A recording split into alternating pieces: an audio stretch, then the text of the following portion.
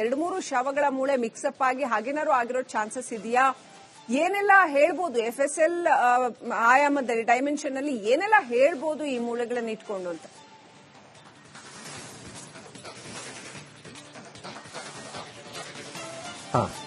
ಇದು ಪ್ರಶ್ನೆ ತುಂಬಾ ಸೂಕ್ತವಾಗಿ ಕೇಳಿದಿರಿ.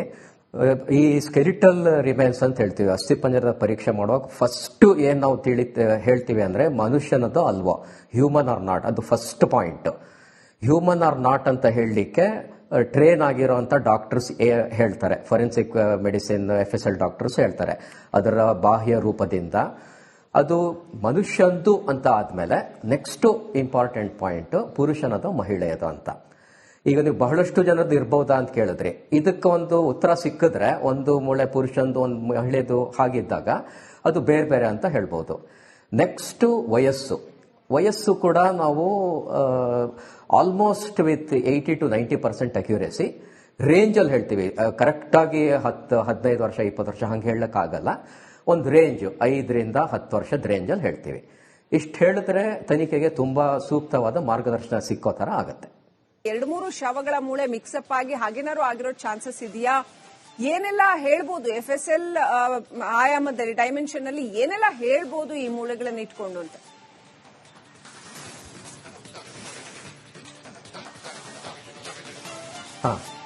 ಇದು ಪ್ರಶ್ನೆ ತುಂಬಾ ಸೂಕ್ತವಾಗಿ ಕೇಳಿದಿರಿ. ಈ ಸ್ಕೆಲಿಟಲ್ ರಿಮೇನ್ಸ್ ಅಂತ ಹೇಳ್ತೀವಿ, ಅಸ್ಥಿಪಂಜರದ ಪರೀಕ್ಷೆ ಮಾಡುವಾಗ ಫಸ್ಟ್ ಏನ್ ನಾವು ಹೇಳ್ತೀವಿ ಅಂದ್ರೆ ಮನುಷ್ಯನದು ಅಲ್ವೋ, ಹ್ಯೂಮನ್ ಆರ್ ನಾಟ್, ಅದು first point. Human or not ಅಂತ ಹೇಳಲಿಕ್ಕೆ ಟ್ರೈನ್ ಆಗಿರೋಂಥ ಡಾಕ್ಟರ್ಸ್ ಹೇಳ್ತಾರೆ, ಫೊರೆನ್ಸಿಕ್ ಮೆಡಿಸಿನ್ FSL ಡಾಕ್ಟರ್ಸ್ ಹೇಳ್ತಾರೆ ಅದರ ಬಾಹ್ಯ ರೂಪದಿಂದ. ಅದು ಮನುಷ್ಯಂದು ಅಂತ ಆದ್ಮೇಲೆ ನೆಕ್ಸ್ಟ್ ಇಂಪಾರ್ಟೆಂಟ್ ಪಾಯಿಂಟ್ ಪುರುಷನದು ಮಹಿಳೆಯದು ಅಂತ. ಈಗ ನೀವು ಬಹಳಷ್ಟು ಜನರದ್ದು ಇರ್ಬಹುದಾ ಅಂತ ಕೇಳಿದ್ರಿ, ಇದಕ್ಕೆ ಒಂದು ಉತ್ತರ ಸಿಕ್ಕಿದ್ರೆ ಒಂದು ಮೂಳೆ ಪುರುಷಂದು ಒಂದು ಮಹಿಳೆದು ಹಾಗಿದ್ದಾಗ ಅದು ಬೇರೆ ಬೇರೆ ಅಂತ ಹೇಳ್ಬೋದು. ನೆಕ್ಸ್ಟ್ ವಯಸ್ಸು ಕೂಡ ನಾವು ಆಲ್ಮೋಸ್ಟ್ ವಿತ್ 80 to 90% ಅಕ್ಯುರೇಸಿ ರೇಂಜಲ್ಲಿ ಹೇಳ್ತೀವಿ. ಕರೆಕ್ಟಾಗಿ 15 ವರ್ಷ 20 ವರ್ಷ ಹಂಗೆ ಹೇಳಕ್ಕಾಗಲ್ಲ, ಒಂದು ರೇಂಜ್ 5 ರಿಂದ 10 ವರ್ಷದ ರೇಂಜಲ್ಲಿ ಹೇಳ್ತೀವಿ. ಇಷ್ಟು ಹೇಳಿದ್ರೆ ತನಿಖೆಗೆ ತುಂಬಾ ಸೂಕ್ತವಾದ ಮಾರ್ಗದರ್ಶನ ಸಿಕ್ಕೋ ತರ ಆಗತ್ತೆ. ಎರಡು ಮೂರು ಶವಗಳ ಮೂಳೆ ಮಿಕ್ಸಪ್ ಆಗಿ ಹಾಗೇನಾದ್ರು ಆಗಿರೋ ಚಾನ್ಸಸ್ ಇದೆಯಾ? ಏನೆಲ್ಲ ಹೇಳ್ಬೋದು FSL ಆಯಾಮದಲ್ಲಿ ಡೈಮೆನ್ಷನ್ ಅಲ್ಲಿ ಏನೆಲ್ಲ ಹೇಳ್ಬೋದು ಈ ಮೂಳೆಗಳನ್ನ ಇಟ್ಕೊಂಡು ಅಂತ?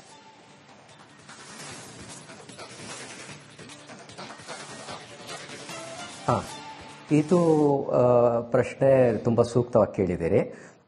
ಈ ಸ್ಕೆಲಿಟಲ್ ರಿಮೇನ್ಸ್ ಅಂತ ಹೇಳ್ತೀವಿ, ಅಸ್ಥಿಪಂಜರದ ಪರೀಕ್ಷೆ ಮಾಡುವಾಗ ಫಸ್ಟ್ ಏನ್ ನಾವು ಹೇಳ್ತೀವಿ ಅಂದ್ರೆ ಮನುಷ್ಯನದು ಅಲ್ವೋ, ಹ್ಯೂಮನ್ ಆರ್ ನಾಟ್, ಅದು first point. Human or not ಅಂತ ಹೇಳಲಿಕ್ಕೆ ಟ್ರೈನ್ ಆಗಿರೋಂಥ ಡಾಕ್ಟರ್ಸ್ ಹೇಳ್ತಾರೆ, ಫೊರೆನ್ಸಿಕ್ ಮೆಡಿಸಿನ್ FSL ಡಾಕ್ಟರ್ಸ್ ಹೇಳ್ತಾರೆ ಅದರ ಬಾಹ್ಯ ರೂಪದಿಂದ. ಅದು ಮನುಷ್ಯಂದು ಅಂತ ಆದ್ಮೇಲೆ ನೆಕ್ಸ್ಟ್ ಇಂಪಾರ್ಟೆಂಟ್ ಪಾಯಿಂಟ್ ಪುರುಷನದು ಮಹಿಳೆಯದು ಅಂತ. ಈಗ ನೀವು ಬಹಳಷ್ಟು ಜನರದ್ದು ಇರ್ಬಹುದಾ ಅಂತ ಕೇಳಿದ್ರಿ, ಇದಕ್ಕೆ ಒಂದು ಉತ್ತರ ಸಿಕ್ಕಿದ್ರೆ ಒಂದು ಮೂಳೆ ಪುರುಷಂದು ಒಂದು ಮಹಿಳೆದು ಹಾಗಿದ್ದಾಗ ಅದು ಬೇರೆ ಬೇರೆ ಅಂತ ಹೇಳ್ಬೋದು. ನೆಕ್ಸ್ಟ್ ವಯಸ್ಸು ಕೂಡ ನಾವು ಆಲ್ಮೋಸ್ಟ್ ವಿತ್ 80 to 90% ಅಕ್ಯುರೇಸಿ ರೇಂಜಲ್ಲಿ ಹೇಳ್ತೀವಿ. ಕರೆಕ್ಟಾಗಿ 15 ವರ್ಷ 20 ವರ್ಷ ಹಂಗೆ ಹೇಳಕ್ಕಾಗಲ್ಲ, ಒಂದು ರೇಂಜ್ 5 ರಿಂದ 10 ವರ್ಷದ ರೇಂಜಲ್ಲಿ ಹೇಳ್ತೀವಿ. ಇಷ್ಟು ಹೇಳಿದ್ರೆ ತನಿಖೆಗೆ ತುಂಬಾ ಸೂಕ್ತವಾದ ಮಾರ್ಗದರ್ಶನ ಸಿಕ್ಕೋ ತರ ಆಗತ್ತೆ. ಎರಡು ಮೂರು ಶವಗಳ ಮೂಳೆ ಮಿಕ್ಸಪ್ ಆಗಿ ಹಾಗೇನಾದ್ರು ಆಗಿರೋ ಚಾನ್ಸಸ್ ಇದೆಯಾ? ಏನೆಲ್ಲ ಹೇಳ್ಬೋದು FSL ಆಯಾಮದಲ್ಲಿ ಡೈಮೆನ್ಷನ್ ಅಲ್ಲಿ ಏನೆಲ್ಲ ಹೇಳ್ಬೋದು ಈ ಮೂಳೆಗಳನ್ನ ಇಟ್ಕೊಂಡು ಅಂತ?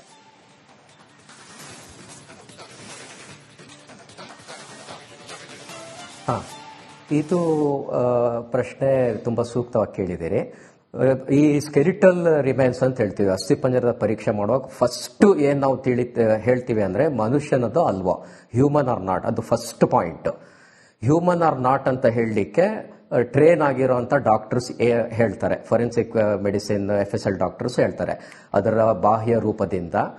ಅದು ಮನುಷ್ಯಂದು ಅಂತ ಆದ್ಮೇಲೆ ನೆಕ್ಸ್ಟ್ ಇಂಪಾರ್ಟೆಂಟ್ ಪಾಯಿಂಟ್ ಪುರುಷನದು ಮಹಿಳೆಯದು ಅಂತ.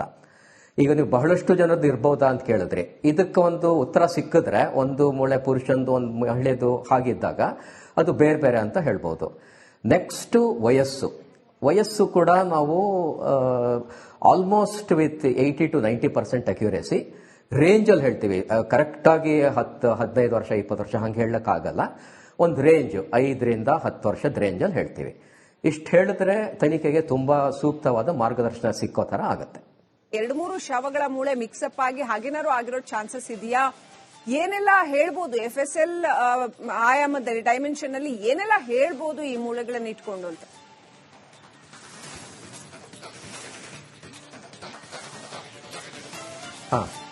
ಇದು ಪ್ರಶ್ನೆ ತುಂಬಾ ಸೂಕ್ತವಾಗಿ ಕೇಳಿದ್ದೀರಿ. ಈ ಸ್ಕೆಲಿಟಲ್ ರಿಮೇನ್ಸ್ ಅಂತ ಹೇಳ್ತೀವಿ, ಅಸ್ಥಿಪಂಜರದ ಪರೀಕ್ಷೆ ಮಾಡುವಾಗ ಫಸ್ಟ್ ಏನ್ ನಾವು ಹೇಳ್ತೀವಿ ಅಂದ್ರೆ ಮನುಷ್ಯನದು ಅಲ್ವೋ, ಹ್ಯೂಮನ್ ಆರ್ ನಾಟ್, ಅದು first point. Human or not ಅಂತ ಹೇಳಲಿಕ್ಕೆ ಟ್ರೇನ್ ಆಗಿರುವಂತ ಡಾಕ್ಟರ್ಸ್ ಹೇಳ್ತಾರೆ, ಫೊರೆನ್ಸಿಕ್ ಮೆಡಿಸಿನ್ FSL ಡಾಕ್ಟರ್ಸ್ ಹೇಳ್ತಾರೆ ಅದರ ಬಾಹ್ಯ ರೂಪದಿಂದ. ಅದು ಮನುಷ್ಯಂದು ಅಂತ ಆದ್ಮೇಲೆ ನೆಕ್ಸ್ಟ್ ಇಂಪಾರ್ಟೆಂಟ್ ಪಾಯಿಂಟ್ ಪುರುಷನದು ಮಹಿಳೆಯದು ಅಂತ.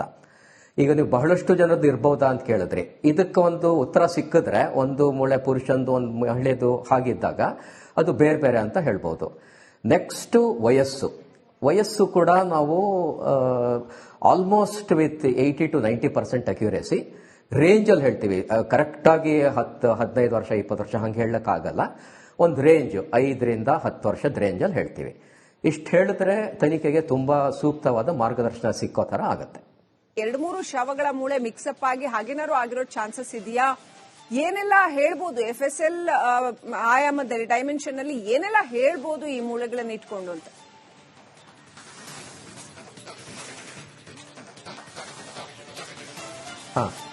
ಇದು ಪ್ರಶ್ನೆ ತುಂಬಾ ಸೂಕ್ತವಾಗಿ ಕೇಳಿದ್ದೀರಿ. ಈ ಸ್ಕೆಲಿಟಲ್ ರಿಮೇನ್ಸ್ ಅಂತ ಹೇಳ್ತೀವಿ, ಅಸ್ಥಿಪಂಜರದ ಪರೀಕ್ಷೆ ಮಾಡುವಾಗ ಫಸ್ಟ್ ಏನ್ ನಾವು ಹೇಳ್ತೀವಿ ಅಂದ್ರೆ ಮನುಷ್ಯನದು ಅಲ್ವೋ, ಹ್ಯೂಮನ್ ಆರ್ ನಾಟ್, ಅದು first point. Human or not ಅಂತ ಹೇಳಲಿಕ್ಕೆ ಟ್ರೇನ್ ಆಗಿರುವಂತ ಡಾಕ್ಟರ್ಸ್ ಹೇಳ್ತಾರೆ, ಫೊರೆನ್ಸಿಕ್ ಮೆಡಿಸಿನ್ FSL ಡಾಕ್ಟರ್ಸ್ ಹೇಳ್ತಾರೆ ಅದರ ಬಾಹ್ಯ ರೂಪದಿಂದ. ಅದು ಮನುಷ್ಯಂದು ಅಂತ ಆದ್ಮೇಲೆ ನೆಕ್ಸ್ಟ್ ಇಂಪಾರ್ಟೆಂಟ್ ಪಾಯಿಂಟ್ ಪುರುಷನದು ಮಹಿಳೆಯದು ಅಂತ. ಈಗ ನೀವು ಬಹಳಷ್ಟು ಜನದ್ದು ಇರ್ಬಹುದಾ ಅಂತ ಕೇಳಿದ್ರಿ, ಇದಕ್ಕೆ ಒಂದು ಉತ್ತರ ಸಿಕ್ಕಿದ್ರೆ ಒಂದು ಮೂಳೆ ಪುರುಷಂದು ಒಂದು ಮಹಿಳೆದು ಹಾಗಿದ್ದಾಗ ಅದು ಬೇರೆ ಬೇರೆ ಅಂತ ಹೇಳ್ಬೋದು. ನೆಕ್ಸ್ಟ್ ವಯಸ್ಸು ಕೂಡ ನಾವು ಆಲ್ಮೋಸ್ಟ್ ವಿತ್ 80 to 90% ಅಕ್ಯುರೇಸಿ ರೇಂಜಲ್ಲಿ ಹೇಳ್ತೀವಿ. ಕರೆಕ್ಟಾಗಿ 15 ವರ್ಷ 20 ವರ್ಷ ಹಂಗೆ ಹೇಳಕ್ಕಾಗಲ್ಲ. ಒಂದು ರೇಂಜ್ 5ರಿಂದ 10 ವರ್ಷದ ರೇಂಜಲ್ಲಿ ಹೇಳ್ತೀವಿ. ಇಷ್ಟು ಹೇಳಿದ್ರೆ ತನಿಖೆಗೆ ತುಂಬಾ ಸೂಕ್ತವಾದ ಮಾರ್ಗದರ್ಶನ ಸಿಕ್ಕೋ ತರ ಆಗುತ್ತೆ. 2-3 ಶವಗಳ ಮೂಳೆ ಮಿಕ್ಸಪ್ ಆಗಿ ಹಾಗೇನಾದ್ರು ಆಗಿರೋ ಚಾನ್ಸಸ್ ಇದೆಯಾ? ಏನೆಲ್ಲ ಹೇಳ್ಬೋದು FSL ಆಯಾಮದಲ್ಲಿ ಡೈಮೆನ್ಷನ್ ಅಲ್ಲಿ ಏನೆಲ್ಲ ಹೇಳ್ಬೋದು ಈ ಮೂಳೆಗಳನ್ನ ಇಟ್ಕೊಂಡು ಅಂತ?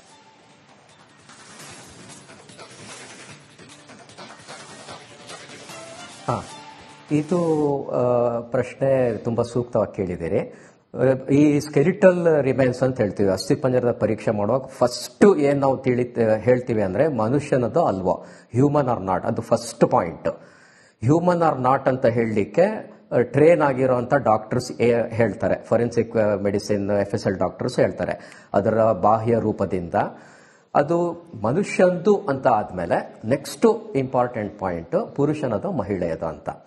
ಈಗ ನೀವು ಬಹಳಷ್ಟು ಜನದ್ದು ಇರ್ಬಹುದಾ ಅಂತ ಕೇಳಿದ್ರಿ, ಇದಕ್ಕೆ ಒಂದು ಉತ್ತರ ಸಿಕ್ಕಿದ್ರೆ ಒಂದು ಮೂಳೆ ಪುರುಷಂದು ಒಂದು ಮಹಿಳೆದು ಹಾಗಿದ್ದಾಗ ಅದು ಬೇರೆ ಬೇರೆ ಅಂತ ಹೇಳ್ಬೋದು. ನೆಕ್ಸ್ಟ್ ವಯಸ್ಸು ಕೂಡ ನಾವು ಆಲ್ಮೋಸ್ಟ್ ವಿತ್ 80 to 90% ಅಕ್ಯುರೇಸಿ ರೇಂಜಲ್ಲಿ ಹೇಳ್ತೀವಿ.